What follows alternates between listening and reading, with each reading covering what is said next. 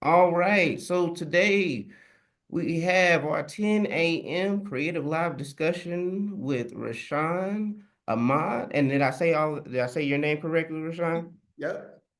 All right. And we're gonna go straight into the first question. So tell us a little bit about your creative journey and what inspired you to start your business or organization and be in the position that you're in today in New Mexico. Yeesh. First of all, what's up, Arlen? It's good to see you and meet you. Like Shani's told me a bunch about you. I'm glad you're in the position. Like I'm glad this department is popping off and like things are growing. So thank you for what you're doing for the state. Thank Um, you.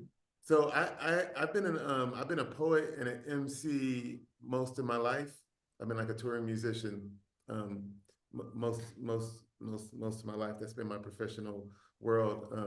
And over the pandemic, through a whole series of things, I became an executive director of an arts nonprofit called Vital Spaces, which was founded maybe a year prior in 2019.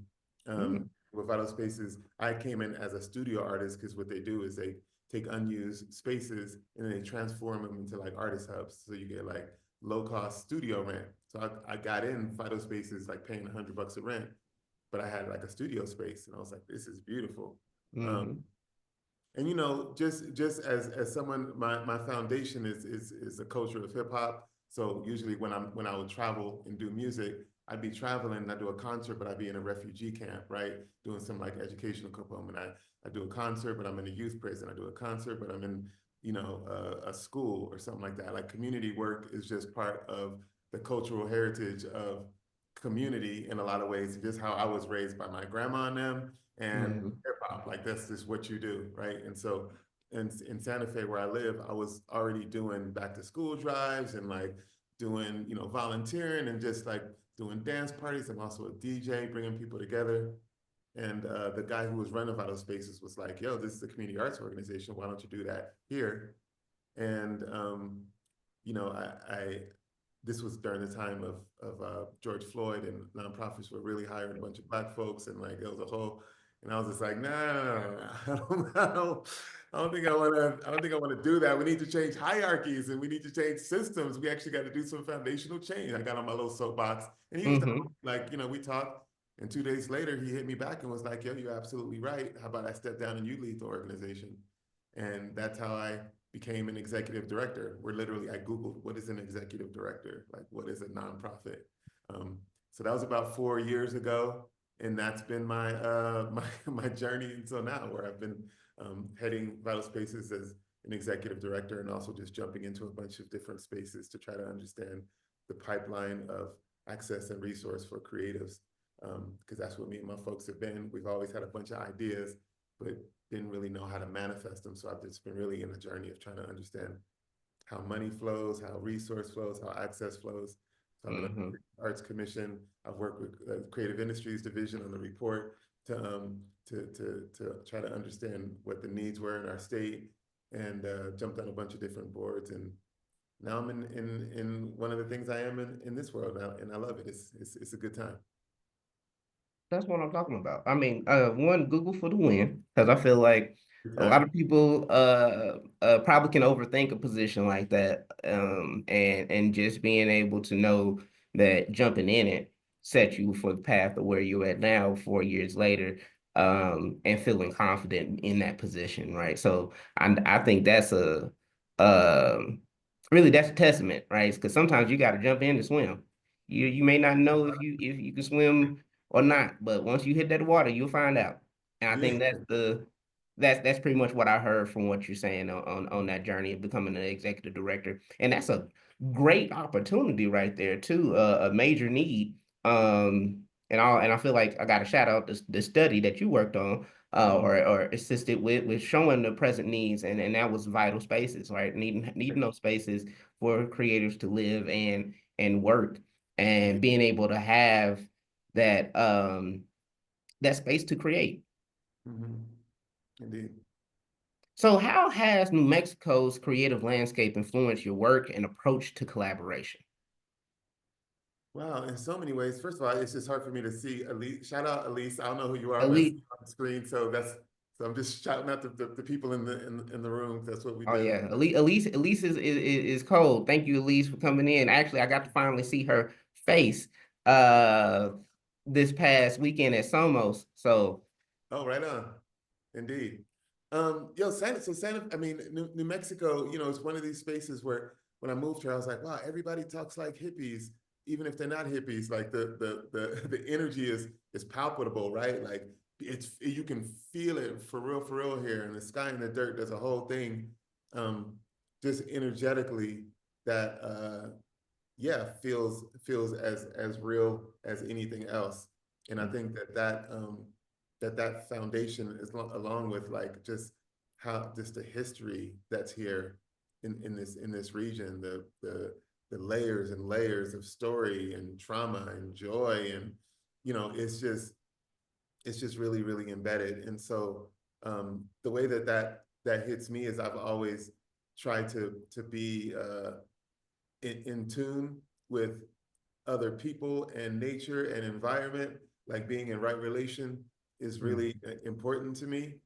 And so that just sets the foundation for what is. And so as someone who's, moved around a bunch, I don't really have like, there's not a place where I necessarily would go and say, this is my home. Like I'm from here because I've moved around a bunch. Um, and being in a state and where I am in Santa Fe, a place where so many folks have been displaced throughout time, right? Um, mhm.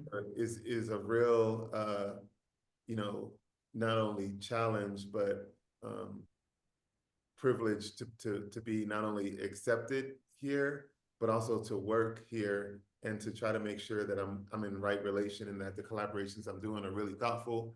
You know, there's a lot of folks who maybe come from other places who have a bunch of ideas of what could happen because of where they came from. I Already like so that. much here that's just so beautiful, right? And so I always think about in my collaboration um, how to make sure that I'm not only bringing in and really thinking about what's already here, what can be supported that's already here, what's already working and beautiful and doesn't need nobody to change it or touch it or do nothing. And at the same time, be thinking about ways to move forward that are in right relation with environment and peoples. So I don't know if that answers your question, but Yeah, no, it did. It did because you even got me to be able to throw back to a presentation point in our presentation where we talk about future outcomes, and that's cultural heritage innovation. I think that's what you just hit on. right. Whereas it's to preserve the cultural heritage, but it's to innovate it in ways where it stays New Mexico. Like I'm not trying to turn New Mexico into South by Southwest. This is not supposed to be Austin, Texas. This is not supposed to be LA. This is not supposed to be any of those things. We've been here, and I'm now saying we because I'm with you on that. I'm not from here, and I'm hitting on my 10 years, but it is a place where once you are welcomed, you welcomed. And, it does feel like home, and I can say I feel like I am from here now. Going off of what you were saying earlier, where it's like once they care about you being a part of it, and once you find genuine ways to be able to connect and help, right? Because it's supposed to be, I think New Mexico is a heavy community focused state. And if they see you not for the community, then you never will be in it. And you can do a lot and think you in it, and you find out you really been on the outside the whole time. Yeah, absolutely. Kind of like Wakanda or Right, right, right. it's like you've been here, you done seen everything the whole time, and Sure. then like somebody brings you in, it's like, oh, this is what it really is. This is what it's. Especially for the creative industries and creative communities. It's almost like it's there in your face, but it's another underground element that's Uh, there that creators are thriving and doing a whole bunch of other things that are not in your traditional framework. So Absolutely. Yeah. Yeah. That's 1000%. Yeah. That's right. Can you give me 1 second? I just want yes, to. yeah, no problem. 1 second. Just want to make sure.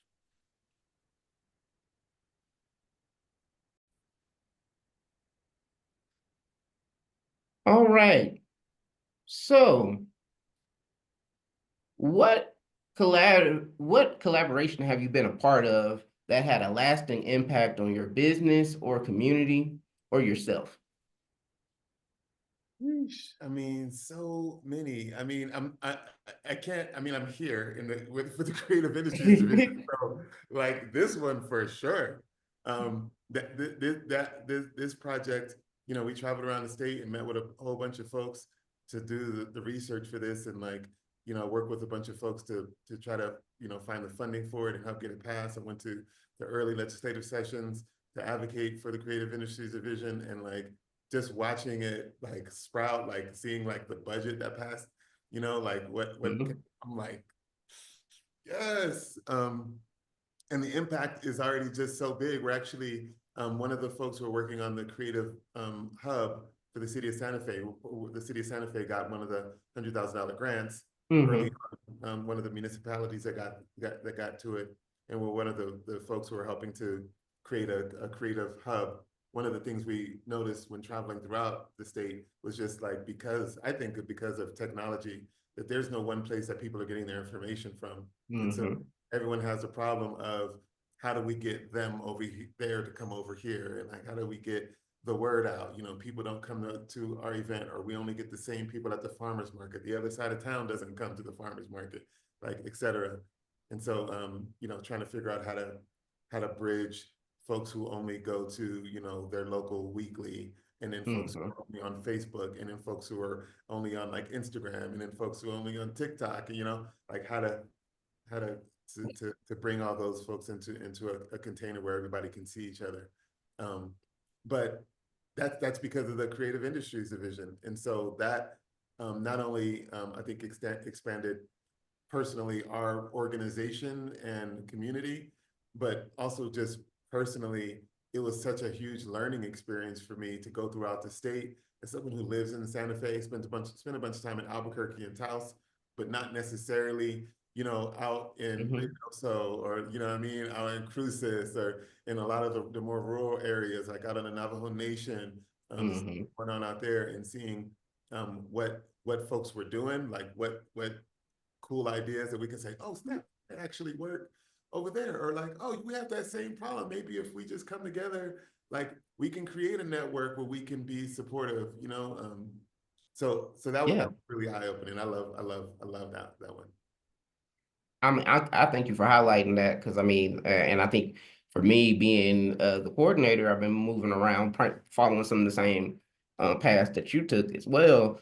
And yeah, like being able to see places like Silver City, and you're like, what? Like, what's going on here? I didn't know we had all this history here, and it's not just it's not one person's history. It's like it's multi-layered. I mean, from Brown Berets to Billy the Kid. I mean, it's so much in an area that you just like, I did not know I could come here and find out and Yeah, really enjoy seeing what's going on creatively. Cause like I love seeing the maker spaces and yeah, actually I did hear about the 100,000, the creative space, because seeing I think it's Creative Santa Fe is a creative makerspace. startup, Uh, creative and startup. yes, yeah, Yeah. creative startups. Yes, yes. And I seen and we had conversations about that, but I know a couple of businesses that already have brought that up and brought you up as well. So it's really good to see people starting to work in the ecosystem and bringing Mhm. people together Yeah. to kind of have, like you said, have that hub. Because Mhm. when I went to Roswell, Artesia, and Carlsbad, which is all not even 30 minutes away from each other, you see y'all, they could really be working together and getting their creatives in certain areas to make that full on just a strip of creativity, in my Oh opinion. my God. Yeah, because there's so much going on in those spots. Like so much beautiful like history and culture. And yeah, like looking forward to like doing this in the city, but also statewide. It's just like there seem to be so many opportunities for like, you know, touring networks for folks who you know, like there's a band in Silver City. Like, why can't they do a Thursday night, Silver City, Friday night? You know what I'm saying? Yeah, Carlsbad. You know, there's and that goes for vendors who are doing the vendors market. That goes for farmers, all kind of folks. And like I think I don't know if Elise said she's working with Main Street, but the Main Street folks are all like they're doing a lot of that also just already, like in collaboration and making things go off like that. So yeah. yeah. And Smokey the Bear. I was like somewhere and it's like Smokey the Bear's from here. Like I've been hearing about Yes. Smokey the Bear from like what? Yeah, That's what I was like, Smokey the Bear. Yeah, Smokey the Bear. But saving wildfires. You see them all everywhere when I know. not being from here, you just Yeah, like you see yeah, them all the time. Then we get here and it's like, oh yeah, no. And it took a creative to think about that. yeah, totally. Yeah. What advice would you give to creatives who want to collaborate but don't know where to start? Mm.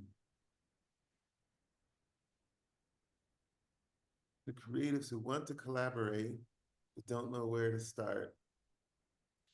Um, I mean, it's that's a rough question because usually, from what I've seen, there's a bunch of creatives are at the foundation of knowing how to collaborate.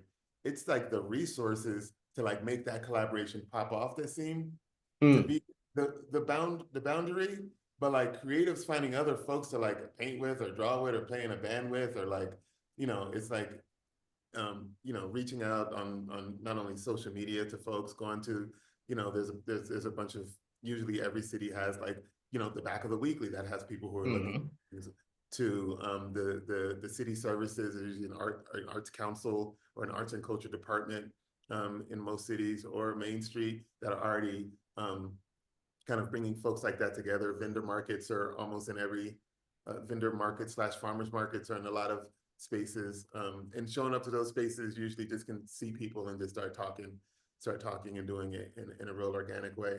Um, but I think like, depending on the type of collaboration I see is kind of dependent on where it gets maybe difficult, right? Because if you're like, I want a collaborator who's a nonprofit who can like pay me to do my watercolor class, right? That hmm may be a little bit more difficult than like trying to collaborate with another watercolor artist to like make a beautiful picture, right? And so that can be something that may be a little bit more difficult is trying to find um, the kind of collaborative resources versus collaborators. But I think it might depend on kind of what kind of collaboration or partnership that they were looking for. But definitely starting with, just popping up at places, going to shows.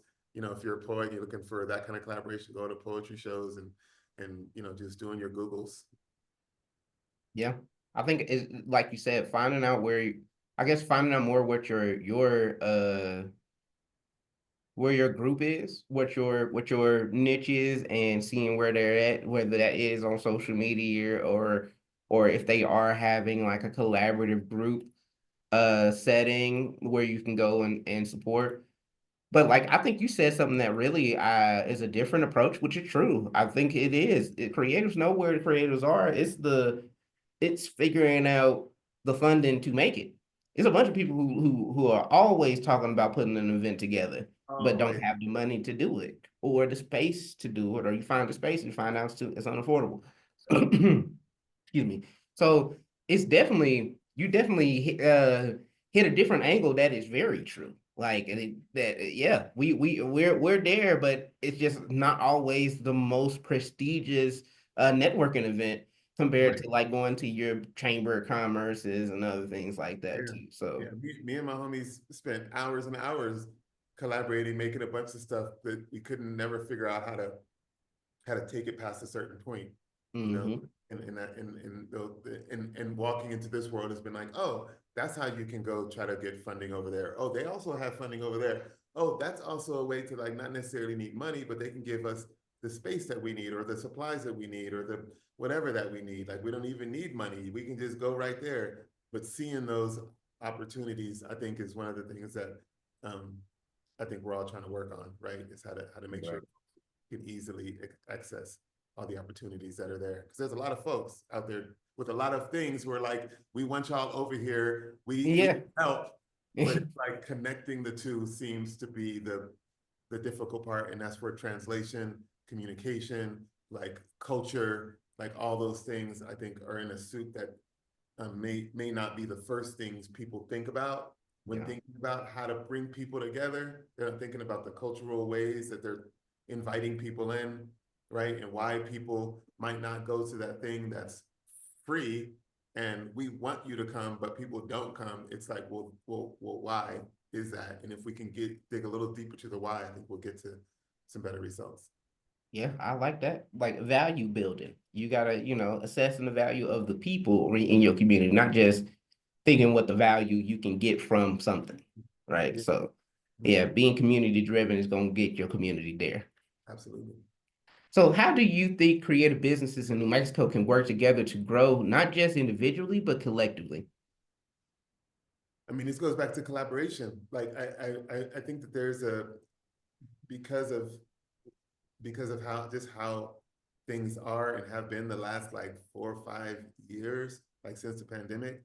Um, I think there can a scarcity mindset can creep in where Mm-hmm. where we may have the belief that if I have something, you collaborating might mean that I got to give some away, right? Mm-hmm. And oftentimes collaboration means, okay, who's going to get the funding? Who's going to be the lead collaborator on this, right? If you're the lead collaborator, you'll get the pictures and you can go take it to the funder and maybe get more money, you know? Mm-hmm.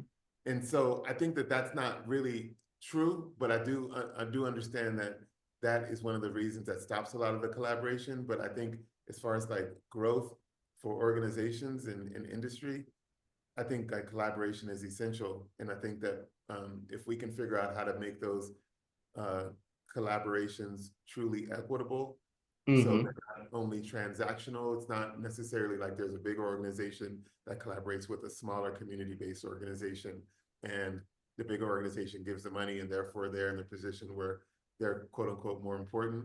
But there's a truly equitable exchange. Yo, we can do, I mean, we can do so much, like, you know what I mean? We already got everything out here. New Mexico is so popping. Like, we already Yeah. have so much. Um, in, and once again, it may not be money that folks are needing. So if people are like, oh, we'd love to grow this program, we'd love to grow this experience or this, this, this, this event, maybe someone else can be the folks that can make that grow without necessarily extracting from what they do, and it can be a truly equitable partnership.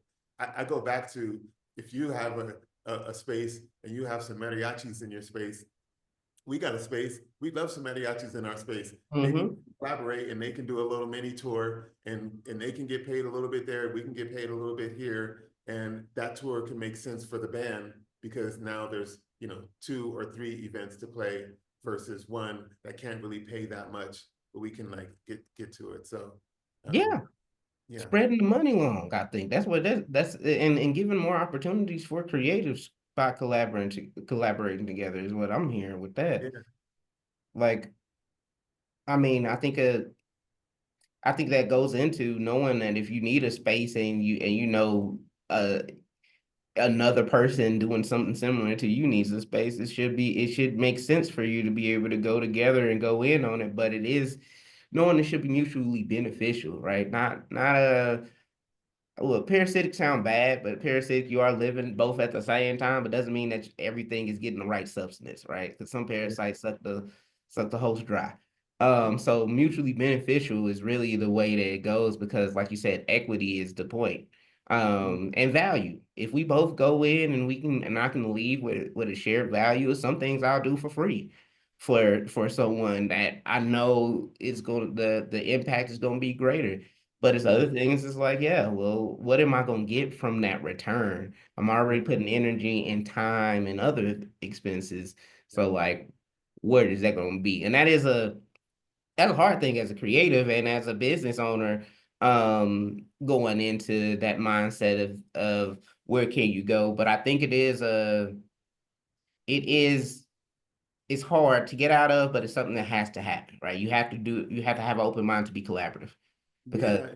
at times you might lose, but you got to think about it in the long run. Is it going to be a better partnership that can go somewhere and really create a thriving environment for your ecosystem, your creative ecosystem? Absolutely. Yeah. And I think figuring out that like that long-term play, which makes a lot of sense. And I think especially for business, it really resonates that like, okay, it's just going to be an investment. But as far as like individual creators, it's like, I need that $500 like now, you know what I mean? To like eat and pay rent. So I think Yeah. that's when I think the deeper conversation and the deeper understanding and maybe even new systems need to be developed because like the way that business works is not the way that maybe individual creatives who are, just needing to fill their belly or feed their families work. And so that long-term thinking may be beneficial for one, but not the other necessarily, especially, Hmm. you just, it's hard to, think long-term on an empty stomach. You know what I mean? No, no, 100%. Yeah. So, Maslow needs but I think you're absolutely right. Like the long-term thinking is needed. So it's like, what are like the new systems that we create that can address both of those and hold both? both. Exactly. What is, and I guess that might be a conversation with creators for who are in that position. What is something that you can get now that is sustainable to that it's not as big as usual, probably for those one-offs, Right. but it's I guess it's assessing how many one-offs have you done, and do you end up being in the same position compared Mm, to how much you can be if you did this and not be in that same position next right. year.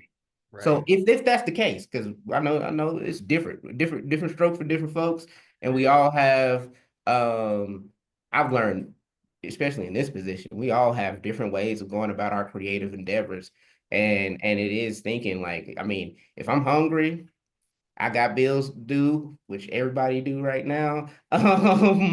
It's going to be hard to think about being creative and collaborative too. So that is something to think of. We resource wise, we have to think about as our support organizations and government entities like ourselves, when we're coming out with our grants programs and other programming to support creatives. Absolutely. Yeah. So now, what role do you think technology will play in fostering collaboration within the creative industries? But I just like to just put it broadly over how it affects the creative industries overall, knowing we have multiple forms, right? I mean, AI is a big topic right now. You have social media, but you also have other communication platforms like Zoom that we're on today, in other words. So how do you see technology playing in the creative economy and creative industries overall Wow. and fostering collaboration? I mean, that's Arlen. That's a question, and I don't know because it's constantly changing, and it feels Hmm. like where we were a few years ago when it was like, okay, we're gonna be, like trading on in Bitcoin, and like when everyone was really like uploading their art and being like, cool, this is the new art, this is the new economy, this is how we're gonna be like selling art to now in this this week, right? I'm hearing more and more about the ever more importance of experiential Yep. practices and IRL events, and like Yep. why gathering is needed and wanted. And so I'm really curious on how this will all play out. I mean, obviously technology is really has been really great for a lot of artists in the way that we communicate and sell and buy and even create. And that's really beautiful. And at the same time, I think we're all kind of feeling this sense of of a need for community and eye contact and like hugs and like you Yep. know body language, and so even as far as tourism, like people are not necessarily the tourist economy are not necessarily buying the same things that they were buying 30, 40 years ago. Like those collectors are not, their kids are not collecting the same kind of Hmm. kind of things that their parents were. And so they're looking more and more for like experiences as they travel. So as they come through our state, right, and they're going through our cities, and we're like thinking about tourists and tourism to some degree, what what what are we doing to have them make sure that they come back? Yeah. Are we just selling them things, or are we giving them real life experiences where technology isn't embedded in the source? So I don't know, but it's an exciting time to be alive. I'll tell you that. Oh, I mean, I like to like add on. So one of the things I look into in my business was is a creative agency that focused on just communication and marketing technology here, but I think it's gonna be a cyborg approach. I think it's always been an approach similar to it. It's just we now have computers, so it's easier to just say technology and we kind of imagine it like Matrix now, but you always had to be on the radio. You always had an artist on the radio that you could not see and touch. Right. But the tour's coming. You're gonna pay the money for the tour because you're gonna experience that artist and you're probably not touching them, but you might spend the extra money to do the meet and greets and do other things like that. So it is the thing. I do think we always have been doing it. It's just now it's different because yeah, we was in the homes for almost 2 years. So people want to go out and about it and knowing that the outdoor like experiences are completely different than what they used to be. Like Hmm. 2019 is completely different Yeah. than when we got back out in 2022, 2023. Hmm. Hmm. And I like to use examples like social media content creators. I always like RCD. They're they're on YouTube. They're a group of content creators that focus on like anime and gaming. But they have a convention called DreamCon. And they took over the Arlington Stadium. They moved out of Arlington and got bigger than Arlington, the Arlington Cowboys Stadium or secondary stadium to the Cowboy Stadium. And Okay. now then they moved to Austin. They took over a stadium in there, and I think now they just moved to Houston where they're doing their next convention. So it's knowing people want that in-person experience, but knowing that online is an experience as well because we get to, I'm watching them on YouTube. I'm bringing them in my house, Hmm. right? Watching them play games, do whatever, watching their skits. But that's an experience as well. So when you think about experience marketing, you got to keep it. You bring it in through the tourism, physical, but you also got to keep it going on the internet so they can come back. I think that's the Hmm. approach in my head. That's a great point. Yeah, yeah, yeah. Because the online communities are like, I think there was at one point people didn't really consider online real life. Yeah, It's like, no, no, no, no, no. That's definitely real life, real experiences, real community, real friendships, real like real that's people real people. paying money to keep some people Yeah, afloat at times, yeah, paying merch. And I mean, the beehive will sting. I mean, that's not it's not it's not just somebody who's writing on the comments. You end up finding out these people are really, they will show up and they yeah, show out for the people they stand behind. But knowing those people created a community, online community, but also a physical community, and they made sure to have that transition. Like Casanat right now is the hottest on yeah. streaming. But to the point where when he did his PlayStation 5 drop in New York, he caused a whole situation, right? Nobody knew what was going on. Right. Thousands of people Mhm. flooding the area, and he didn't even expect it. And I think that's something that is new. So it definitely is something that artists can capitalize on. But like I think Karen Allison Hayes, who was an artist that was on our presentation before, was talking about how when she did her content creation through social media doing her jewelry, they would just see her hands and she would get a couple of views. But when they started seeing her face, she Mm. started getting more because now they know this is not an AI Mhm. random generated video or somebody just clipping a video and talking over it. It's actually the person creating it. Wow. Yeah, yeah, that's the trip. I actually have some friends who watch. There's a lot of Japanese influencers who only use their hands, and it's like it's because they don't show their face. But Mm-hmm. like a cultural understanding, right? I think that's super interesting what you're saying, and I think once cities, organizations, and industry can understand how to be because mostly it's individuals now, right? You have like Yep. the individual artists and the individual who are like, you got to follow that person or follow that person. But I think like once, New Mexico is Kai Cenat, you know what I mean? Like, Yeah. how does that happen? How does Ruidoso become, you know what I mean? And I think that's going to be one of the new things that is going to be figured out is tapping into that marketing plan and the way that the world is moving. And seeing it as like business strategy beyond like social media posts, right? Or like, Yes. you know what I mean? Like kind of what we're doing now, how like it's going now where there'll be people who market Yeah, um the whole the brands. whole the whole shebang, not not just digital marketing or Right. I mean what sounds sweet right now is the digital marketing, the social media marketing, but yes, it is thinking bigger. And I mean, and that, again, I always like to say it takes creatives to do that, Agreed. so Mm-hmm. and now we're heading to my last two questions. So my first question is, what is one thing you want fellow creatives to walk away with from today's conversation?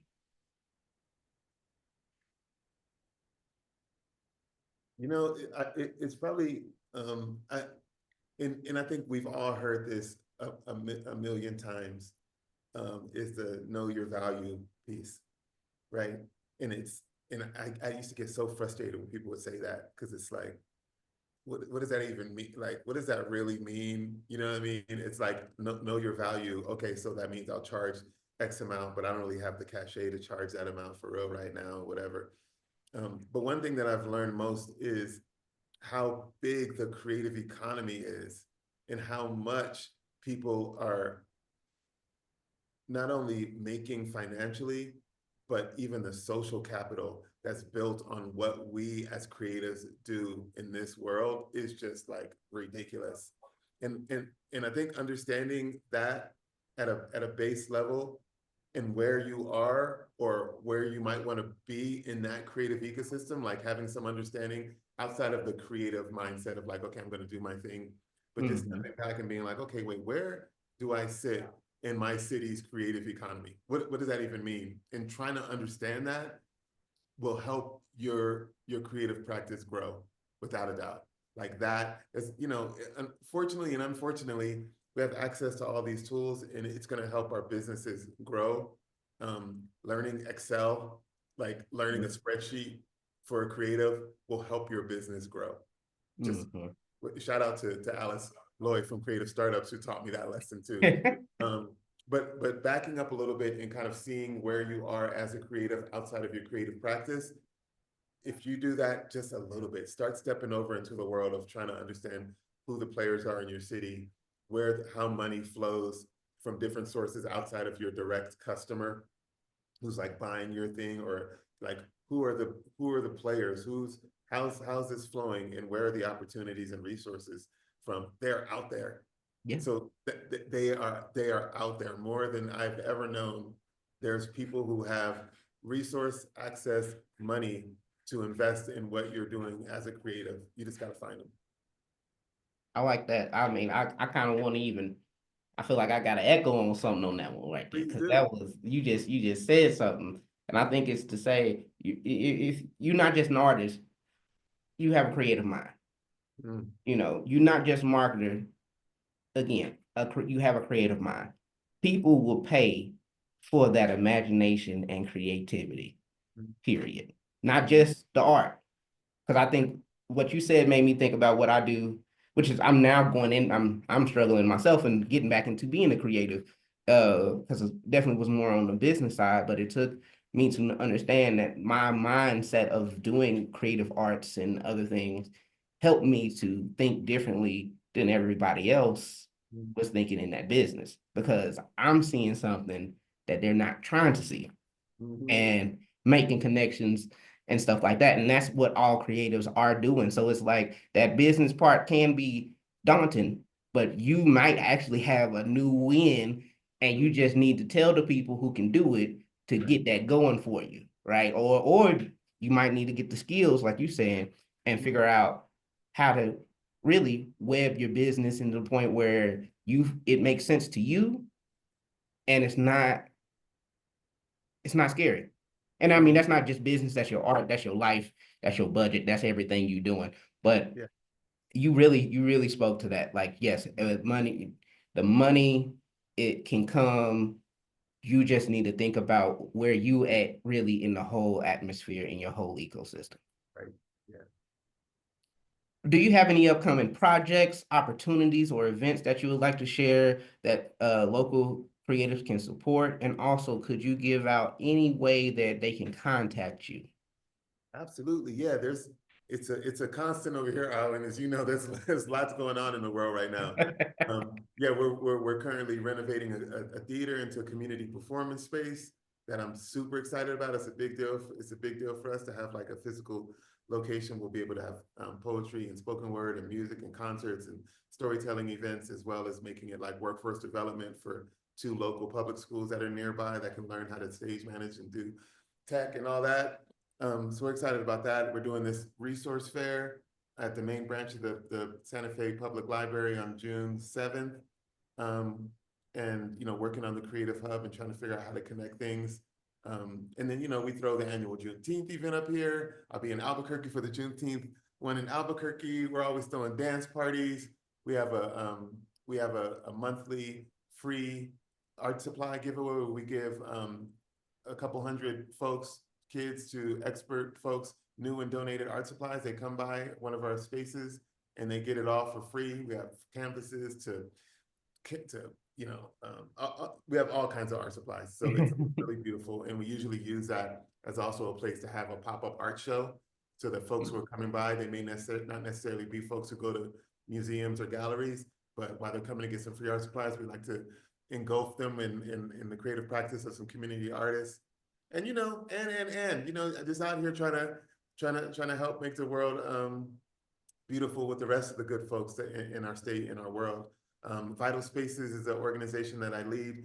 Vitalspaces.org is where you can find more on the organization. And my name is Raashan Ahmad, at Raashan on Instagram, or Raashan Ahmad on Facebook, or Raashan at vitalspaces.org if you want to reach out for anything.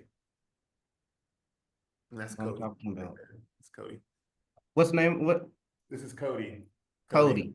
Cody. Cody. Yeah, I'm house sitting at a friend's house right now. So me and Cody hanging out. Yeah, Cody been co-starring. We've been seeing Yeah. Cody a little bit. What's That's up? real nice.